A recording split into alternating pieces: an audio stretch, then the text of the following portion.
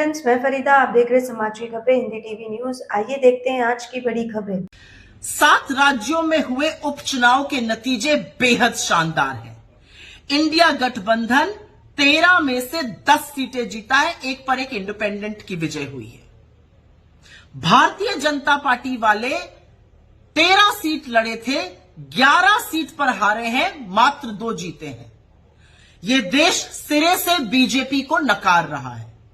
यह देश नरेंद्र मोदी को 1 महीने के अंदर ही एक और बड़ा संदेश दे रहा है और फिर से कह रहा है कि हमें नफरत की, हिंसा की, वैमनस्य की, उल जलूल की बातों की राजनीति नहीं चाहिए। हमें अमन चाहिए, हमें शांति चाहिए, हमें चैन चाहिए, हमें मोहब्बत चाहिए, हमें प्रगति चाहिए। यह देश कह रहा है कि नीट पर चर्चा चाहिए।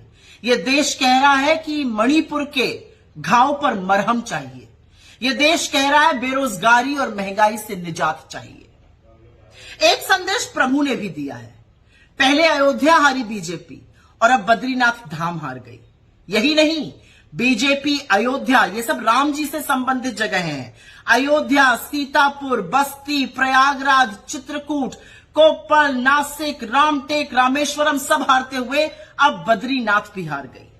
उत्तराखंड में हम 2 सीट जीते, मंगलौर और बद्रीनाथ धाम की। कहने वाले बीजेपी के कह रहे हैं मंगलौर में मुस्लिम ज्यादा है, बद्रीनाथ में तो 98% हिंदू है। क्या कहिएगा, वहां क्यों हार गए? और मंगलौर में जो प्रशासन के साथ मिलकर गंद करी थी चुनाव के दौरान, जो रक्त रंजन किया था, जो मुस्लिम मतदाताओं को जबरन वोट ना देने दिया था, उसका परिणाम सामने है। बीजेपी सिरे से हार गई है। हिमाचल प्रदेश में भी लोगों की हिमाचलियत को ललकार दिया था, जनादेश का असम्मान किया था, सरकार को गिराने का कुत्सित प्रयास किया था। जिन 3 सीटों पर निर्दलियों का इस्तीफा दिलाकर चुनाव कराया गया, उनमें से 2 कांग्रेस ने जीत ली। तो हिमाचल ने भी खड़े होकर कहा कि हमारे जनादेश, हमारे मताधिकार के साथ असम्मान मत कीजिए, हमारी हिमाचलियत को मत ललकारिए। यह देश जाग चुका है। इस देश का हिंदू, इस देश का मुसलमान, इस देश के युवा, महिला, किसान, मजदूर सब जाग चुके हैं और वो एक स्वर में कह रहे हैं कि देश में राजनीति हमारे मुद्दों पर, हमारी चीजों पर होनी चाहिए। और वो एक स्वर में नरेंद्र मोदी की नापाक राजनीति को नकार रहे हैं। वो इंडिया गठबंधन के साथ खड़े हैं, मोहब्बत वाले लीडर के साथ खड़े हैं, मुद्दों को उठाने वाले लीडर के साथ खड़े हैं। वो राहुल गांधी के साथ खड़े हैं, वो हमारे घटक दलों के साथ खड़े हैं। वो खड़े होकर निष्पक्ष तौर से ये कह रहे हैं कि ये देश मोहब्बत से, शांति से और न्याय से चलेगा, अन्यथा हम सबक जरूर सिखाएंगे।